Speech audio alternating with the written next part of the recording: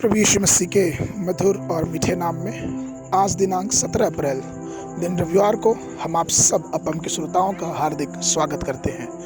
आज के दिन के लिए जो वचन है वो लिया गया है भजन संहिता की पुस्तक उसका 24 अध्याय उसका 7वां पद। वचन कहता है, हे फाटको अपने सिर ऊंचे करो, हे सनातन के द्वारों ऊंचे हो जाओ, क्योंकि प्रतापी राजा प्रवेश करेगा।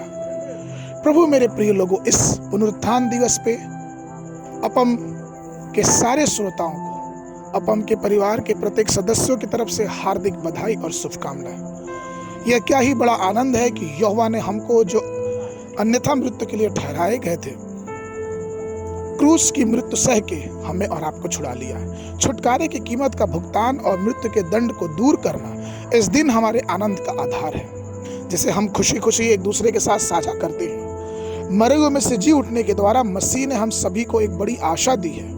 यीशु ने कहा है, यूहन्ना की पुस्तक उसका 11 अध्याय 25 और 26 पद। यीशु ने उससे कहा, पुनरुत्थान और जीवन मैं ही हूँ, जो कोई मुझ पर विश्वास करता है यदि वह मर भी जाए तो भी जिएगा, और जो कोई जीविता है वह मुझ पर विश्वास करता है वह अनंत काल तक न मरेगा, क्योंकि तू इस बात पर विश्वास करता है। आज भी प्रियो, जी उठे परमेश्वर पिता के दाहिने हाथ विराजमान है और हमारे लिए विनती करता है, याचना करता है। वह कराते हुए हमारे लिए याचना करता, प्रार्थना करता, और वो कहता है कि इन्हें अभी और समय दे। वह लगातार हमारे ऊपर अपने अनुग्रह के वरदानों को हमारे ऊपर देता रहता है। और रोमियो की पुस्तक उसके 8 के 34 में पौलुस इस प्रकार से बताता है, फिर कौन है जो दंड की आज्ञा देगा? मसीह वह है जो मर गया वरन मुर्दों में से भी जी उठा और परमेश्वर की दाहिनी ओर है और हमारे लिए निवेदन भी करता है। जी उठे परमेश्वर हमारा मार्गदर्शन करने के लिए और अंत तक हमारा नेतृत्व करने के लिए पराक्रमी है। वह प्यार से आपका हाथ थामता है और आपसे कहता है कि जब मैंने उसे देखा तो उसके पैरों पर मुर्दा सा गिर पड़ा और मुझ पर अपना दाहिना हाथ रख के ये कहा कि मत डर, मैं प्रथम और अंतिम हूँ, जीविता हूँ। मैं मर गया था और अब देखो मैं युगानुयुग जीविता हूँ, और मृत्यु और अधोलोक की कुंजियां मेरे ही पास है।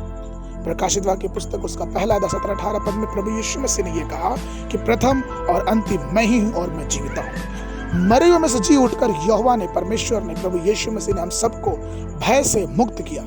वह भय फिर कभी आप पे शासन नहीं कर सकता। जो मृत्यु का डंक है वो हम पे वार नहीं कर सकता, क्योंकि उस डंक से, उस भय से प्रभु यीशु मसीह ने पुनरुत्थान होके मुर्दों में से जी के हमसे छुड़ा लिया। इसलिए तो इब्रानियों की पत्री उसका 2 14 और 15 पद में परमेश्वर वचन कहता है, इसलिए जबकि लड़के मांस और लहू के भागी हैं, तो वह आप भी इनके समान उनके सहभागी हो गया, ताकि मृत्यु के द्वारा उसे, जिसे मृत्यु पर शक्ति मिली थी, अर्थात शैतान को निकम्मा कर दे, और जितने मृत्यु के भय के मारे जीवित पर दासत्व में फंसे थे उन्हें छुटकारा दे। तो प्रभु में प्रिय लोगों, आइए यीशु मसीह के पुनरुत्थान और जीवन को अपने जीवन में मनाए, क्योंकि वो जीविता है।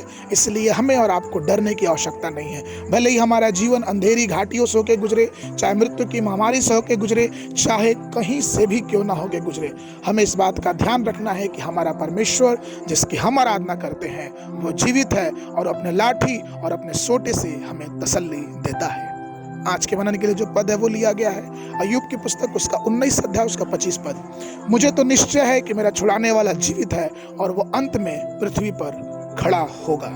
बाइबल अध्ययन सुबह के समय 2 सामुएल की पुस्तक उसका 1 और 2 अध्याय, संध्या के समय लूका रचित सुसमाचार उसका 14 अध्याय 1 पद से लेके 24 पद तक। परमेश्वर आप सब अपम के श्रोताओं को बहुतायत से आशीष दे। और फिर से एक बार आप सबको यीशु मसीह के पुनरुत्थान दिवस की बहुत सारी शुभकामनाएं, और यीशु मसीह आप सबकी अगुवाई करे। यही हमारी प्रार्थना है, यही हमारी कामना है। प्रभु सबको आशीष दे।